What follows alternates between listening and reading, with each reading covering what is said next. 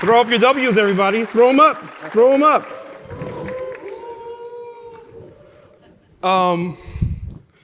I mean, I'm geeked. I talked to this man a little bit last week, but I'm still like tripping.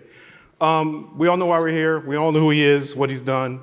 But I think, the thing that's been most fascinating about your career journey is now how you're moving into film. The world premiere of Problemista was last night. I was there. It was amazing. Shouts to Julio Torres and everyone, and your cast members. But obviously your career started in hip hop, right? And two of the innovations that hip hop has given the world is the phenomenon of the sample and the remix. And, where you take something familiar and you rearrange it until it's become something new again. And I feel like you've done that with your life, right? From BK, from Brooklyn to Shaolin to North Carolina. I don't know how many people know about that. To Prince Rakeem, to Resurrecta, to now a filmmaker. What does it feel like to remix your own life? I don't know. It's not that I'm remixing it. I think that, as an artist, I'm striving to evolve, right? If we would have stayed in the cave, right, we wouldn't have got to the fire. Right. The fire wouldn't got to the, to the cooking our foods and making it to the skyscrapers. Somebody really brave had to be the first person to rub those two sticks together, right? Exactly. I think as an artist, I think art is a wavelength, and I think everybody have the ability to express art, And for me, as an artist, I just find different ways to express myself. And so I always try to let everybody know that I'm not schizophrenia, okay? Let's just be clear. And all these different aliases that I put upon myself are more like a description of the artistic vibe that I find myself in. Right, so you're just moving through different modes. Yeah. And now with Wu-Tang and American Saga, the show that's a dramatized version of you and the clan's careers, like you have other people portraying your lives.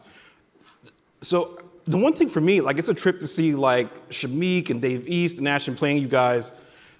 Was there a generation gap at first? Like, how did you guys learn to communicate with each other? You and your co-creator, Alex C. Well, the cool thing is that, Wu-Tang has a lot of information that's in the world, whether it's from videos, interviews, or concerts, and also some books out there. So the talent was able to research, right?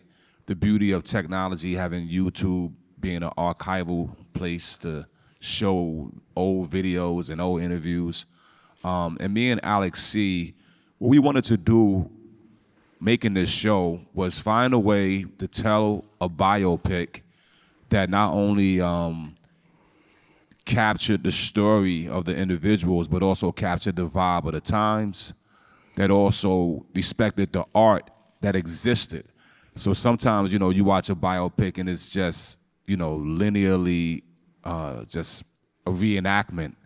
We wanted to pay homage to the Wu-Tang Clan's music, to the mythology that was created by it, to all the things that inspired us, which is comic book culture, martial art culture, American culture, of course, knowledge of yourself, chess culture, all of these different elements we wanted to combine to tell the story because those are the elements that formulated the Wu-Tang Clan. It's funny that you say the word mythology because, from jump, Wu-Tang felt mythological. Protecting That comes out on the radio and you're like, oh my God, like this is something I never heard before.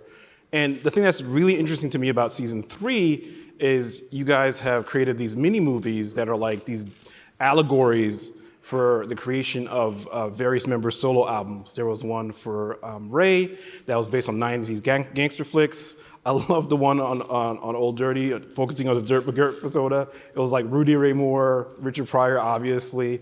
So talk to me about why you guys decided to take that approach with the solo albums.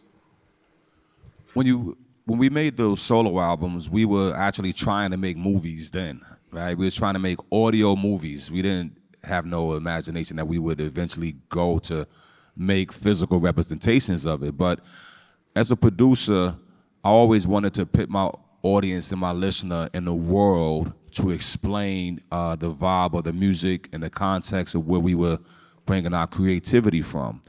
And so when we got a chance to partner with HULU and tell them like we want to go allegorical, and they embraced it. So it's good to have good partners from your studio and from your network, and we did. And the goal of it was to have the audience be able to experience the influences, the culture, the times that inspired us to make our music. So Richard Pryor being one of the funniest guys, Rudy Ray Moore being one of the first guys to actually do some form of rapping on screen. Yeah. The whole 70s vibe. He was from Bose too, right? Yeah. You know, the whole 70s vibes of the Mac and Superfly. These are things that when we were kids that we grew up on alongside the Kung Fu movies. So we wanted to show that to the audience and yet still tell the same story.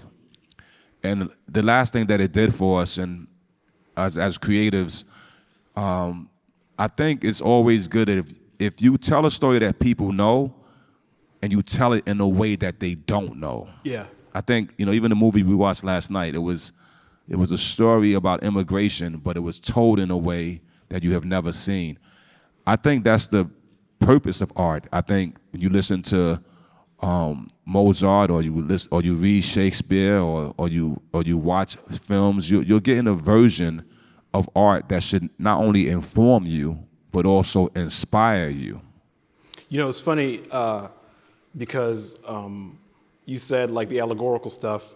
I was watching like those episodes, and it felt like, why does this feel more real than the real events? You know, like Old Dirty running around, like battling his id, his impulses. You know, like that's not the way it actually went down, but it felt like the truth of the experience of making that album was probably in there.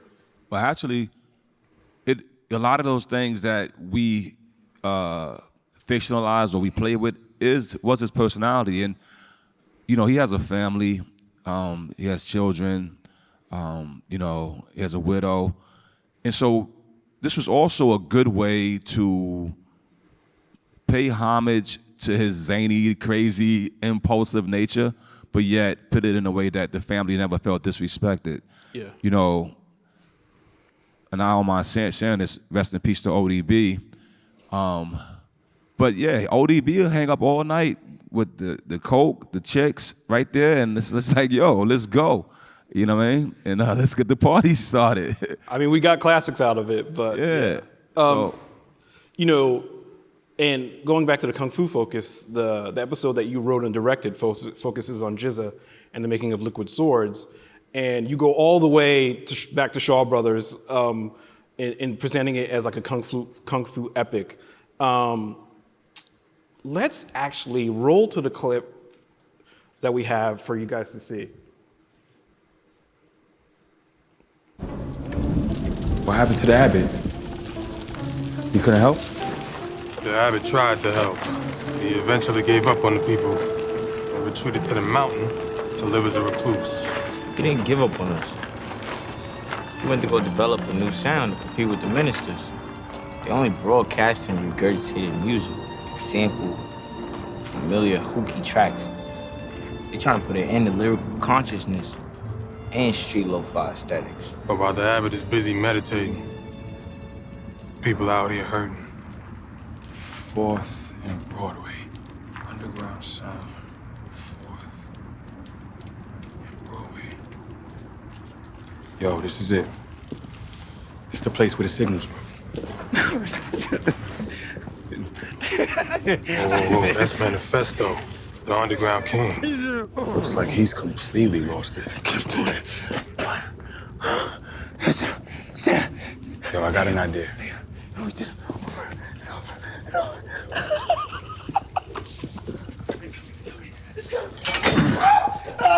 Brother.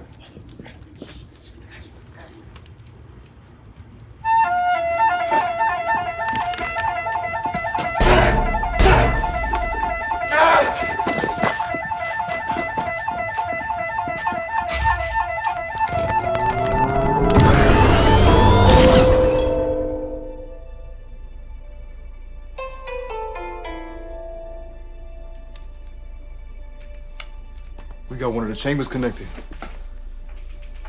Oh. Try to broadcast. You gotta dip, dip, dive, so socialize. Clean out your ears and open your eyes. You gotta dip, dip, dive, so socialize. Clean out your ears and open your eyes. You gotta dip, dip, dive, so socialize. Clean out your ears and open your eyes. You gotta dip, dip, dive, so socialize. Manifesto. Clean out your ears. My brother, it's been far too long. Peace, brother. Heart and self. The fatherless child warned us that they were gonna make us all fight each other. Black versus white, Asian versus native, everyone against everyone. And that's how I lost all control. Positive education always corrects errors. Glad to see you back on track. We need you. Yeah, clap it up. One thing I love about this scene and the whole episode is that like you drop mad references to like if you're an old school hip hop head, it's just a feast. Shouts to Doom, who had a bit of signage in there. You know, again, I want to talk to you about the influences that you like invoked in writing and directing this episode. The kung fu stuff is obvious, but were there specific directors or films that you were like, yeah, this is the thing that made me who I am, and I want to pay homage to it? Yeah, I mean, this particular episode is Kurosawa, of course. Actually, later on, there's some Walter Hill vibes. Yes, there you know is. what I mean? Sergio Leone vibes, and of course, Chang Che and Lau Kar Lung from the Shaw Brother vibes. And for me, you know, I love when art is stuffed, right? When it's stuffed with so many things like a box of Fruity Pebbles. This is like a lot of colors in there, you know what I mean? Yeah, yeah. And that scene right there is not just, it's really a lot of information in that scene, talking about sometimes how we look to filter art, how we look to stop the natural purity of art to grow because of censorship, because of capitalism, different taste buds, and all these things that stop. And then the punchline of it when he tells him that the fatherless child told us that they're gonna make us all fight each other. You know, ODB was a very spiritual man, and he actually he felt that, and I don't want to get too political, but he felt that the system itself was making everybody fight each other, right? Because he saw that through music and art, everybody was in the same room, enjoying each other. Babies were being made, you know what I mean? Friendships were being made. And so we took the time in that particular scene, in this particular episode, just to tap upon things that we talked about in private, to tap upon things that we saw in our lives, and at the same time to pay homage to all of the films and books that inspired us. Yeah, you know, when I first started watching that episode, when he encounters the younger dude in the wheelchair, and at one point he pulls out some short swords from the wheelchair. I was like, this is just Lone Wolf and Cub. The whole wheelchair. Yeah, is Lone Wolf it's and all Cub. weaponized, right? Yeah. Like if y'all haven't checked out Lone Wolf and Cub, classic manga, check it out. Then turned into the Shogun Assassin movies in the mid '60s, I believe. But you know, I wanted to ask you about like, for so long, most of your creative career has been working with sound, and now as the co-creator of this series, what is it like to visualize the process of making sounds, right? Of making, you know, beats and whatnot. Like, what parts of your brain did you have to kind of reconfigure or reapproach? Like something you've done all your life. Yeah, it's not a reapproach, Evan. It's actually, film is the best medium, I think, for art. So for everybody, I know you got writers and I'm trying not to take that personal. I know. You don't take that personal. But in film, you actually get to include every point of art. Yeah. You get fashion, you get, you know, production design, you get painting, you get sound, light. even the carpentry, Yeah, set design, whatnot. set design, all these different things are all forms of art that come together just to capture these frames. So for me, it was more of an expansion of sound, an expansion of creativity versus to shift my brain. When I directed my first film, The Man with the Iron Fist, I was over in China for like 9 months, yo. And no drugs, all right? But what happened was, in the pressure of a studio film, my brain just understood, like, wait a minute. The natural art impulses don't come from drugs. Right. Okay? It comes from a determined idea of focus, right? And being able to translate that idea to all your peers and all your heads of departments. And once I seen that, I was like, well, this is the greatest outlet of art it can be. You know what I mean? This is, excuse this analogy, this is like an art if it's like an orgy. Yeah. Right? The party is, everything is happening. Excuse that analogy. You know, it's funny because I work in video games now, and I'd say there are some similarities. Shouts to my team at Brassline. Collaboration, like, is such an important part of, I think, how you guys in the Wu-Tang Clan ascended to the position where you guys currently hold. What is it like to work with other people from other specific disciplines to align them towards a vision? You find like it's easier because of your background with wrangling 9 dudes behind an effort, or is it different now that the medium has changed? I mean, it could be challenging, of course, collaborations, because sometimes you want to go left and they want to go right. I've been fortunate to be the director, so I get that final choice. But I think my first lesson in collaboration came in, beyond the Wu-Tang Clan, right? Because I was the producer and considered the de facto leader. But when I was working on Kill Bill with Quentin Tarantino, I was at his service, and I never really had a boss for most of my life. I ain't in charge. What? And I remember giving him a piece of music, and he's like, "No, that's not it." I'm like, "What?" You know what I mean? And it was like days of that. And then I almost gave up, and I was just sitting because we was in the editing room when I was composing while there, and I was kept messing around. And then when I had this one piece of music that felt good, but I wasn't sure, he came in the room and was like, "That's it." And so then I learned, like, okay, I'm here to serve the purpose, not only of the director, but more importantly, the purpose of the film. Yeah.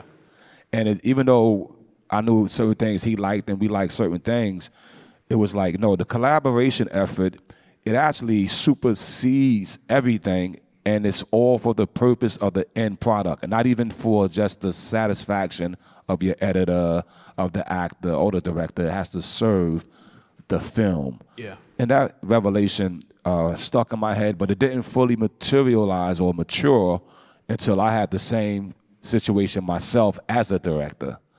And I would say that,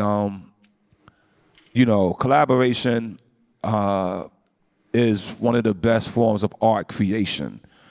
Of course, the writer will sit there in his home at his computer, and he would individually take the job, which he must do. But once he let that go, he has to now let it go into his collaboration world to connect with all the people who has to see the interpretation of it. Yeah, I've written comics and animation, and when you get the art back, like you send the script out, and when you get the art back, it's like, oh, okay, now it's real. Right. One of the other disciplines that's involved in filmmaking is obviously location scouting and selection. And you guys have, shot a lot of American Saga in Brooklyn and New York. Why was that important to you? I mean, you got to bring it back home. You know what I mean? I mean, I'm Brooklyn all day, so yeah. Yeah, season 1, we was purely New York, and as the seasons went on, we had chances to move around and even have our main stage in Newark, New Jersey. So thank Thank you, Newark, New Jersey as well. But when you're telling a story about New York, you gotta put your foot on New York. You remember in the old days, people were shooting in Toronto Yes. for Yeah. New York or Vancouver. It's like, wait a minute, yo, those ain't the same New York bricks. Those streets are too clean. That subway has no rats, and on and on. Exactly, and no 50-cent hot dogs. The dirty water dogs, champs. You know, but the other thing that strikes me when I watch the show, and in particular this episode, is like, I mean, all these beautiful black people on screen, right? And it felt like, you know, you watch the main players, Ashton and crew, and, you know, other people who show up, and you're like, these are people who are getting to extend their careers. And what does it feel like to be a generator of creative horizons for, like, we're literally talking new generations of people. What does that feel like? I mean, that's the greatest reward, Evan, is to be able to take, let me take you back a little bit. So Wu-Tang Production, a company that I formed back in 1991, I had about $10,000 to my name. And the idea to take that $10,000 and do something negative with it or do something positive with it. And I decided to go positive. I took it to my lawyer. I said, I want to form a corporation and I want to start my own record label. That $10,000, excuse me, went on to generate $1 billion or more than $1 billion because from that idea, we was able to make the Wu-Tang Clan with Spone's Loud Records. Loud Records go to sign Mobb Deep, Big Pun. We give Method Man, Def Jam. Def Jam struggling at the time. Method Man goes double platinum, regenerates that company. Elektra Records never had a gold hip hop artist. We give them ODB. Here's a gold hip hop artist. Regenerate that company. And so that was one thing. But then years later, we now are telling our story, excuse me, telling our story through HULU, and we're dealing with, you know, not to say this in an egotistical way, but to tell a series in 3 seasons, it's hundreds of millions of dollars. And you got people from all walks of life having jobs, whether it's my gaffer and Doug Dolan and his whole family, whether it's the grips, the unions, the writers, the caterers. So many people are eating off of this idea, off of this $10,000. And then when I look back and see these young actors who are artists who now gets a chance to also build their families and start their careers off of an idea that started in 1991, 92, yeah, I feel pretty cool about that, yo. Let's clap for that.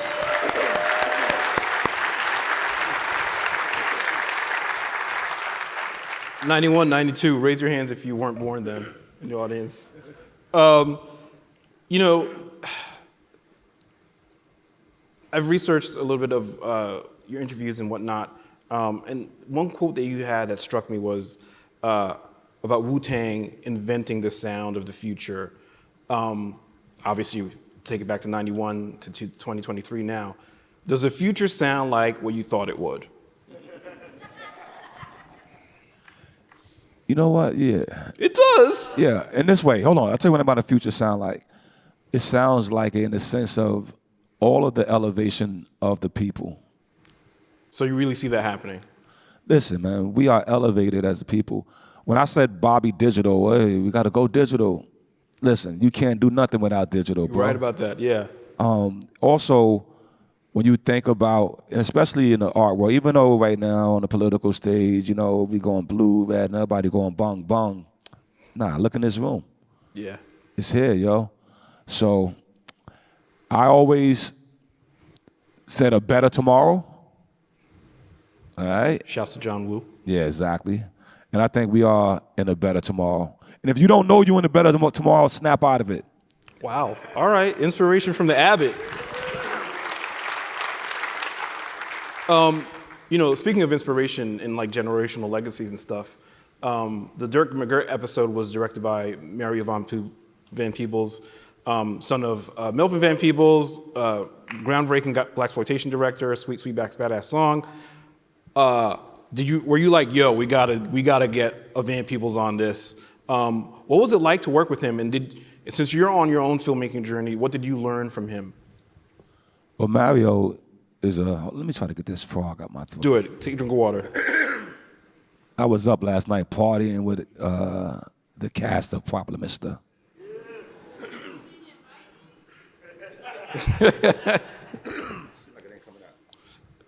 I think it's gonna hang out with us. You're just gonna have to be extra grimy and gravelly. Yeah. Hey, yo, check this shit out, son. Mario was a blessing to us. He came on in season 2. He was actually our PD. Oh, yeah. wow. And then on the 3rd season, he had a movie he had to do, and so it was a chance he wasn't going to come back. And I reached out to him. I said, well, I got this episode that I think nobody can direct but you. And he had the time to do it. And the beautiful thing about it, if you guys ever check out this episode, it's episode 3 of the new season. It's called Dirty Dancing. And we take the cast back to the 70s to tell the story of ODB's album. And to have someone like Mario Van Peebles, who him and his father are pioneers of what was called the black exploitation field. And to have him actually be the guy to direct this episode and to bring in the Soul Train energy and bring in energy that was actually from his father's legacy, I think it was an incredible blessing for us as showrunners, but also people who grew up watching Soul Train and all those movies, right? Yeah, man, it was super cool. And Mario is such a smart, well-versed in culture and art. I mean, this guy is sharp, man. And we learned so much from him. And I had to tell him the truth is that when Mario Van Peebles was doing the movie New Jack City, classic, I actually literally went to the set, hung around hoping that's to be an extra and hoping to meet him. I didn't meet him, wasn't an extra. I seen them do this, like they wouldn't let me on set. I was like, at the barricade, and I went days. Wow. And then to have years later to have him come and collaborate with me is a testament of the power of art and the testament of dreams. Yeah. So, one of the things that you've said in the past about like people go on creative journeys, the best way to get anywhere is to have a map. What map do you feel like WuTang's Legacy has provided to the world? And, who is guiding you on your journey right now? Well, as far as a map, yeah, the best way to get anywhere is to have a map. You can know, or you could try to figure it out, but if you got directions, it should help guide you. I actually believe in me and my partner, Alex C., in the writer's room, Gabe and Emily and Zena and all of us, Michael, we talked about the map a lot inside that writer's room, and we aimed and hopefully we achieved creating a map with this series. Young people are going to go through being young. You're going to have your first smoke, your first drink, your first my daughter's intercourse. Come on, man. Listen, you're going to go through all this, baby. All right? And if you want to be an artist, you're going to go through a lot of these chambers and pitfalls in any field. And if you watch our story, you can actually at least get some type of navigation, some type of like, wait a minute, I remember when that happened to the Wu. And you'll see that through all the adversities that there's strength in unity. There's strength in numbers and strength in unity. Life itself is a union of things. So we set out to do that, and we hope that we achieved it, and we'll know as time go on. As far as myself and the map, Well, let me hit you with another one. I'm like, yeah, thank you. Because I know you meditate a lot, and you're a big advocate for taking time out of the hustle and grind of modern day life, and going inside. So, at what point do you engage in that during your creative process? Is it before a big project? Is it after? Is it during? Talk to me about what that gives you when you're like in a stressful situation, like trying to film a mini movie over the course of a couple of weeks. I think, I don't know, it's hard to really describe, right? The best analogy I could give you is I feel like an antenna. And I'm just tuned in. And the signal just zoom, zoom, zoom. You know what I mean? That's the best way I could describe it to you, bro. I feel you. Okay, so let's open it up for questions now. I know some of y'all almost want to talk to the man himself, so we've got a little bit of time. So questions in the crowd. Do we have mics out here? I think they may have texted them, right? Right, my bad. They're right over here. Okay, so we've got one from Anonymous. You made your directorial debut with the man with the Iron Fist. What inspired you to pursue a career in film directing, and what challenges did you face? I made the decision to become a director because of my peers. At the time, of course, John Woo gave me a lot of lunches and conversations, and Jim Jarmusch became a friend. And then once I met Quentin Tarantino and we became buddies, I saw a piece of art in him that resonated with myself, and we talked about it. And I said, yeah, I think this is like the expression I want to do, and so I did it. The challenge is that it's hard to do anything the first time, and you asking somebody to give you money to do something that you never done before. You know what I mean? But fortunately, I had a successful career, and I had a demo.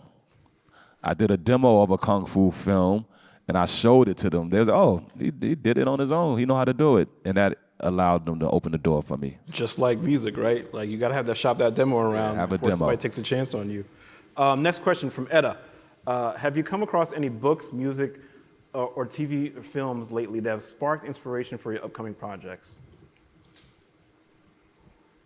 For me right now, I'm just really deep into, Brahms, Franz Liszt, deep into Beethoven, and I'm finding a new way of language and expression now by studying the classical musicians. Okay. A new chamber, as it was. Yeah, new chamber. So the classical musicians and their stories is fascinating me now. It's funny because one thing we didn't get a chance to talk about was you just produced a ballet, right? Did that come out of your fascination with classical music? And what was that process like? Yeah, it came from the fascination of classical music and a way to tell story, immediately and physically without having to worry about post-production and all that. But I think I'll talk about that another time. Yeah, thanks. Cool. Okay, from Andre, would you say anime and video games are the kung fu movies and comic books of the new generation? Definitely. And animation and video games has always been here, it's always been inspiring. I mean, you think of old Atari game like Mega Mania, right? Or even Pitfall. The beauty of an old Atari cartridges is that you'll look at the art on the cover, and it'd be looking crazy, even though the game graphics painted and whatnot, and then you get 4 pixels on the screen, right? Yeah, the game graphics was green, black, and that's a man, right? Exactly, but still inspirational because it made you believe that you were going into that place. Yeah, you was in that ship fighting those asteroids. And animation and anime, one of the greatest forms of expressing art because you get it all too. Yes, I'll say they are the modern kung fu movies. From Damien, you mentioned the elevation of people. Who would you say are people that have elevated and positively impacted you?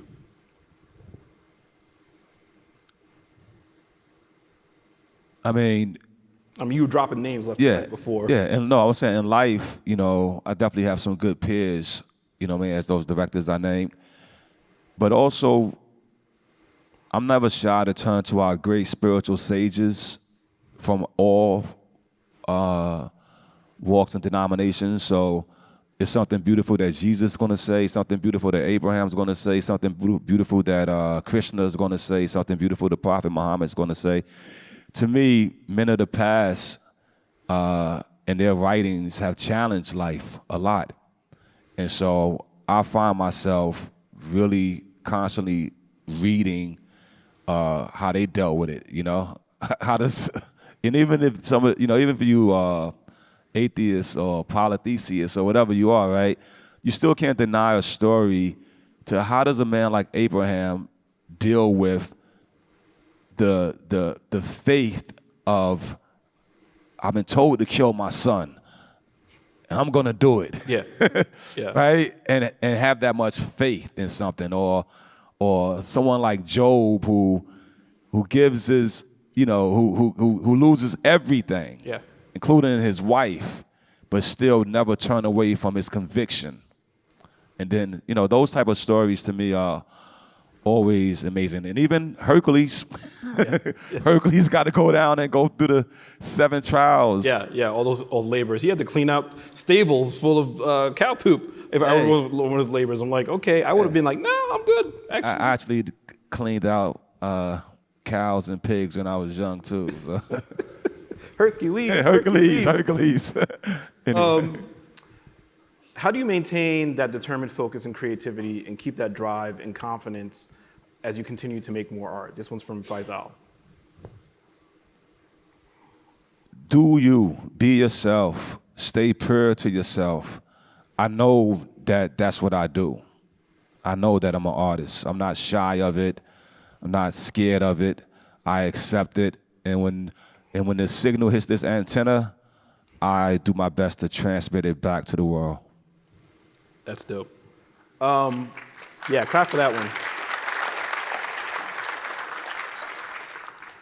one. From Justin, in the last 5 years, what new belief, behavior, or habit has most improved your life? In the last 5 years, the best improvement in my life has been really, really having the patience and the pure acceptance of my wife as my partner. Right? Sometimes we look at our wives, excuse me for going domestic here, but your wife is your partner, bro. All right? Equal standing, 50-50 on life and decision. All right? If you fight that, you're fighting yourself and you're fighting your own other half.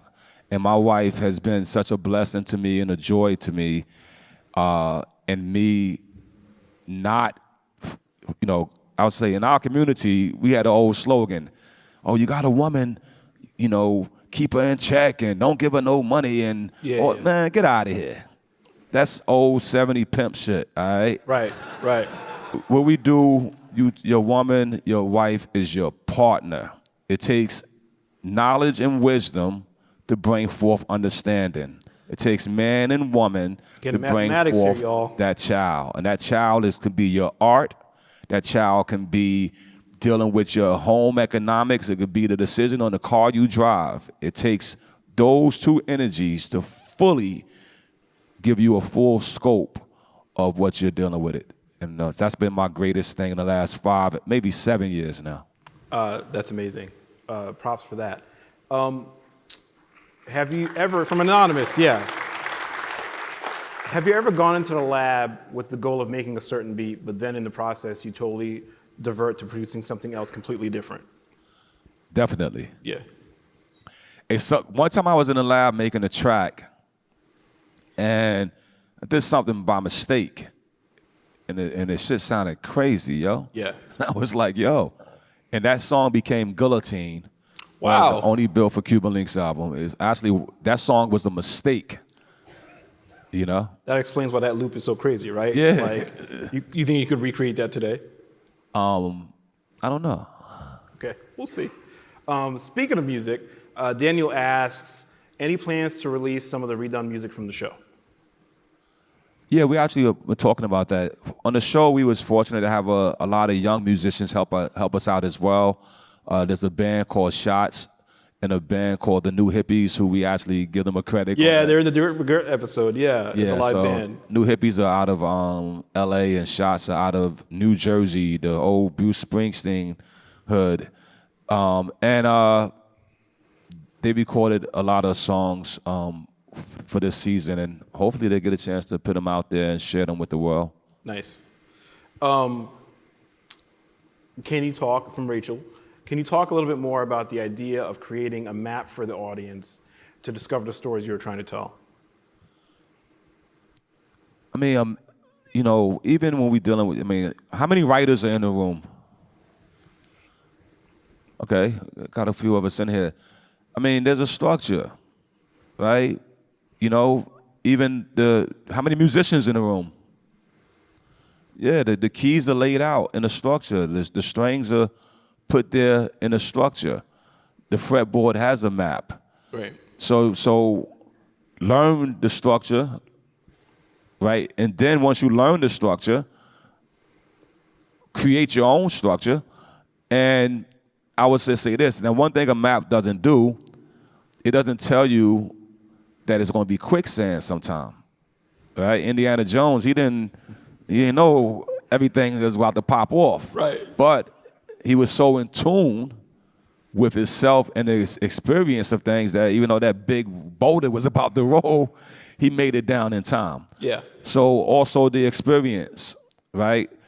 Travel your map multiple times in your head before you travel it with your feet.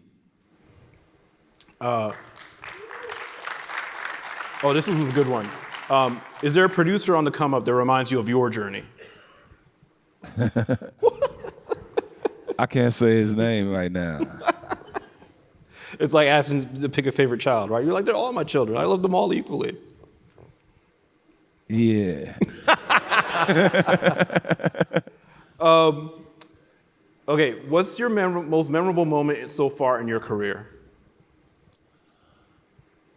I don't know. I think, man, that first run with Wu-Tang Clan and all my brothers and, stuffed in a van, falling asleep on each other's shoulders, not knowing where we were going. Yeah. I never forget that feeling. The coldness sometime of those long road trips. You know what I mean? We actually thought that Best Westerns and Super 8 hotels were nice. Or like high-end fly. Yeah. I'm just telling you, bro, it's such a crazy thing to live that journey. Yeah. It's funny. I grew up in New York City, and I was in school when y'all were first starting to come out. And y'all, I realize I sound like a really stereotypical old head now, but the energy at the Wu-Tang show back in the day was bananas. Like, it was y'all and probably Cypress Hill where, like, I never heard of the band before the concert, but the next day I'm going to Tower Records and getting that tape and that cassette. So it's as much as you've done, it's so gratifying to hear like that remains like a peak moment for you, which is to say you hadn't had other peaks, but like for it to still be like the Everest of your life really sounds beautiful. One thing I want to ask you about the show was, you guys have been at it for a couple of years now. Like, who amongst the cast members like reminds you most about what your guys' journey was like? Like Ashton and Shameik and all these other performers are, charting their own careers. Like, whose story makes you feel like, yeah, there's an echo in here? There's a little bit of the story in all of these young men. You look at Ashton, who chose art. He was, shy and not trying to be on the scene with all of the foolery that was going on in his hood. He's a guy that was like, I'm going to take art serious. You look at Shameik, who, is a really a chameleon of an actor. He's amazing. He absorbs it. He's a kid that never held a gun before growing up. You know, he grew up with his mother and father, but he took art so seriously that he's able to transform himself into whatever task you give him. You look at Elijah, you know, who grew up in Harlem, uptown, and decided to be a Broadway actor, and we pulled them into our world. You know what I mean? They all have something that reminds me of myself or my Wu-Tang brothers. And I think this is the reason why the show was successful. You know, once you do season 1, you're like, okay, what's gonna happen? Yeah. But no, the audience responded, HULU responded, and we were able to go on and continue to tell the story and get 30 hours of TV to share with the world. And it's this amazing cast and their own trajectory of life that helped us do that. I really love Erica Alexander's performance in the show. Like, you know, like on one hand, she's playing your mother, a real person, right? But like on the other hand, it seems like it continues this long lineage of like watching black women raise families on TV, and there's so much like nuance. You know, she knows the kids are up to dirt. You know, like, right. But like she's like, this is what we got to do to survive. Like, what was the impetus to kind of like shaping her character that way? You know, she was a blessing to us. You know, even the weight of her as an actress. And I told her I wasn't shy to share with Erica that I used to watch her on TV with my mother, you know. And, you know, it was not, you know, her playing someone who passed away. She, you know, she wanted to give it homage and grace and respect. And she sat down with my sisters and got all these stories. And I think her weight, not only as the mother of the show, but even for the cast, yeah. All of these young men are still young and they're still kind of Wu-Tangers. They still, you know, if it's a party on Tuesday night, they might want to go do it and come to work on Wednesday. But she was a lot of gravity, and she sharpened a lot of their swords. Like, nice. Yeah. Nice. I seen one. I'm gonna give you one quick story. One day, you know, it was rehearsal, and one of the actors decided to, you know, keep it all quiet like that. She's like, what number are you on the call sheet? You shouldn't be acting like, give it up. Come on, get up. Give me that energy. And he was like, he snapped out of it. Yeah, that's the thing with acting, right? Like you have to match the energy of your collaborators, right? Like you're in the booth, right? Like you can't be coming like, ooh, you gotta like. You gotta bring it. Yeah. Speaking of bring it, there's a really good question from Tudor. What's next? 10 years from now, what art forms are you excited about? I don't know, yo. I mean, I'm making films, and, you know, I'll just wait for the knock on the door in my head. And when it knocks, I'll go do it. You know what I mean? But I'm having a lot of fun, and I gotta honestly say, I've been to South by Southwest a few times, but I've never done a panel, and so I want to thank you guys for sitting here listening to me.